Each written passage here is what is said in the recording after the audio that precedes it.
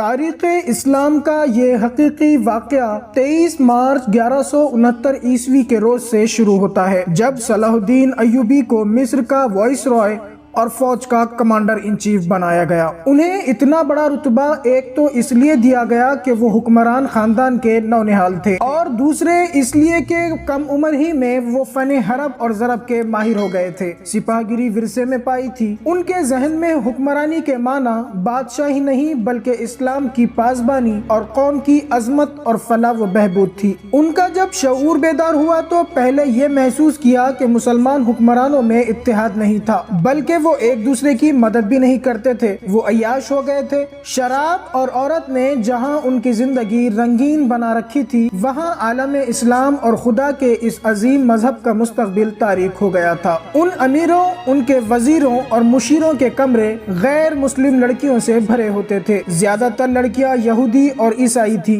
جنہیں خاص تربیت دے کر ان کمروں میں داخل کیا گیا تھا۔ غیر معمولی حسن اور اداکاری میں کمال رکھنے والی یہ لڑکیاں مسلمان حکمرانوں اور سربراہوں کے کردار اور قومی جذبے کو دیمک کی طرح کھا رہی تھی۔ اس کا نتیجہ یہ تھا کہ صلیبی، جن میں فرنگی خاص طور پر قابل ذکر ہیں، مسلمانوں کی سلطنتوں کے ٹکڑے ہڑپ کرتے جا رہے تھے، اور بعض مسلم حکمران شاہ فرینک کو سالانہ ٹیکس بھی ادا کر رہے تھے، جس کی حیثیت غنڈہ ٹیکس کی طرح تھی۔ صلیبی اپنی جنگی قوت کے رعب سے اور چھوٹے موٹے حملوں سے حکمرانوں کو ڈراتے رہتے، کچھ علاقوں پر قبضہ کر لیتے اور ٹیکس وصول کرتے تھے۔ ان کا مقصد یہ تھا کہ آہستہ آہستہ دنیا اسلام کو ہڑپ کر لیا جائے۔ مسلمان حکمران اپنی رعایا کا خون چوس کر ٹیکس دیتے رہتے تھے۔ فرقہ پرستی بھی شروع ہو گئی تھی۔ ان میں سب سے زیادہ خطرناک فرقہ حسن بن صبا کا تھا، جو فدائی کہلاتا تھا۔ بعد میں حشیشین کے نام سے مشہور ہوا، کیونکہ وہ حشیش نام کی ایک نشہ آور شے سے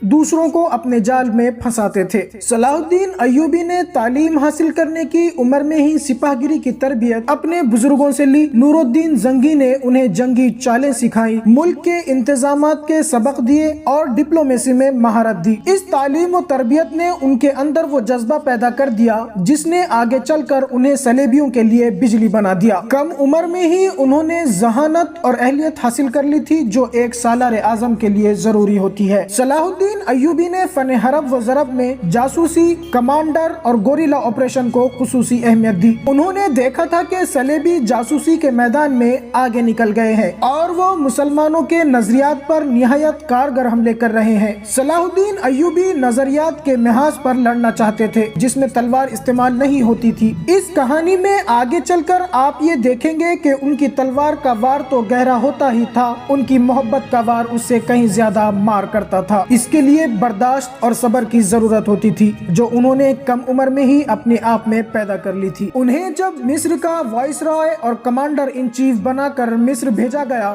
تو ان سینئر افسروں نے ہنگامہ برپا کر دیا، جو اس عہدے کے لیے آس لگائے بیٹھے تھے۔ ان کی نگاہ میں صلاح الدین ایوبی ابھی طالب علم تھے، مگر اس طالب علم نے جب ان کا سامنا کیا، ان کی باتیں سنی تو ان کا احتجاج سرد پڑ گیا۔ تاریخ لکھنے والے لین پول کے مطابق صلاح الدین ایوبی ڈسپلین کے بڑے ہی سخت ثابت ہوئے۔ انہوں نے تفریح، عیاشی اور آرام کو اپنے لیے اور اپنی فوج کے لیے حرام قرار دے دیا۔ انہوں نے اپنی دماغی اور جسمانی طاقتوں کو صرف اس مقصد کے لیے رکھا کہ صرف اسلام کی حکومت ہو اور صلیبیوں کو اس سرزمین سے نکالا جائے۔ فلسطین پر وہ ہر قیمت پر قبضہ کرنا چاہتے تھے۔ انہوں نے یہی مقصد اپنے فوج کو بھی دیے۔ مصر کے وائسرائے بن کر انہوں نے کہا، خدا نے مجھے مصر کی سرزمین دی ہے، اس کی ذات باری مجھے فلسطین بھی ضرور عطا کرے گی۔ مگر مصر پہنچ کر ان پر انکشاف ہوا کہ ان کا مقابلہ صرف صلیبیوں سے نہیں بلکہ اپنے مسلمان بھائیوں سے بھی ہے، جنہوں نے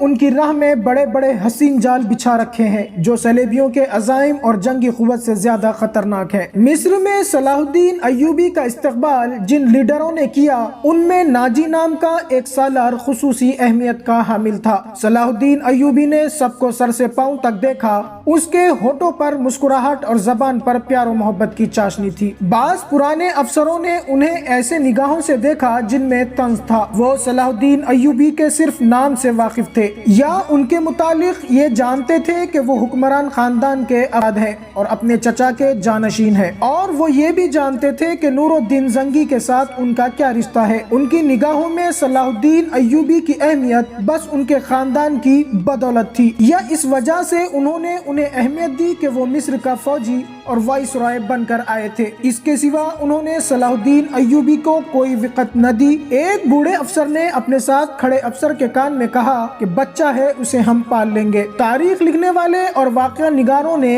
نہیں بتایا کہ صلاح الدین ایوبی نے ان لوگوں کی نظریں بھاپ لی تھی یا نہیں۔ وہ استقبال کرنے والے اس ہجوم میں بچہ لگ رہے تھے۔ البتہ جب وہ ناجی کے سامنے ہاتھ ملانے کے لیے رکے تو صلاح الدین ایوبی کے چہرے پر تبدیلی آ گئی تھی۔ وہ ناجی سے ہاتھ ملانا چاہتے تھے، لیکن ناجی جو ان کے والد کے عمر کا تھا سب سے پہلے درباری خوشامدیوں کی طرح جھکا، پھر ایوبی سے گلے ملا۔ اس نے ایوبی کی پیشانی چوم کر کہا، میرے خون کا آخری قطرہ بھی تمہاری جان کی حفاظت کے لیے بہے گا۔ تم میرے پاس زنگی اور شرکوہ کی امانت ہو، میری جان عظمت اسلام سے زیادہ قیمتی نہیں۔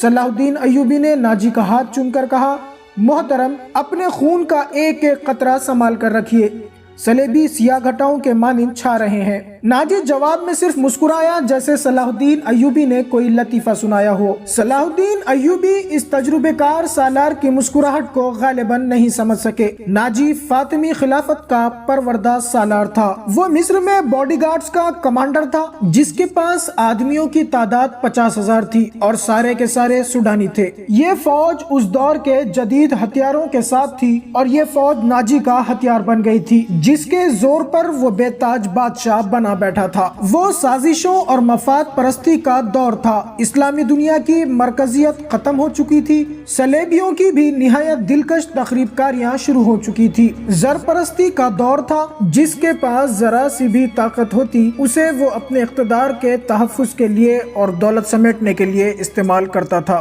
سوڈانی باڈی گارڈز فوج کا کمانڈر ناجی مصر میں حکمرانوں اور دیگر سربراہوں کے لیے دہشت بنا ہوا تھا۔ خدا نے اسے ایسا دماغ دیا تھا کہ وہ سازشیں کرنے میں ماہر تھا۔ اسے اس دور کا بادشاہ ساز کہا جاتا تھا، بنانے اور بگاڑنے کی خصوصی مہارت رکھتا تھا۔ اس نے صلاح الدین ایوبی کو دیکھا تو اس کے چہرے پر بالکل اسی طرح مسکراہٹ آ گئی جس طرح کمزور سی بھیڑ کو دیکھ کر بھیڑیے کے دانت نکل آتے ہیں۔ ایوبی اس زہر خند کو نہ سمجھ سکے۔ ان کے لیے سب سے زیادہ اہم آدمی ناجی ہی تھا، کیونکہ وہ 50,000 باڈی گارڈز کا کمانڈر تھا اور صلاح الدین ایوبی کو اس فوج کی ضرورت تھی۔ صلاح الدین ایوبی سے کہا گیا کہ حضور بڑے لمبے سفر سے تشریف لائے ہیں، پہلے آرام کر لیں، تو انہوں نے کہا، میرے سر پر جو دستار رکھی گئی ہے میں اس قابل نہ تھا، اس دستار نے میرا آرام اور میری نیند ختم کر دی ہے۔ کیا آپ حضرات مجھے اس چھت کے نیچے نہیں لے چلیں گے جہاں میرے فرائض میرا انتظار کر رہے ہیں؟ کیا حضور کام سے پہلے کھانا پسند نہیں فرمائیں گے؟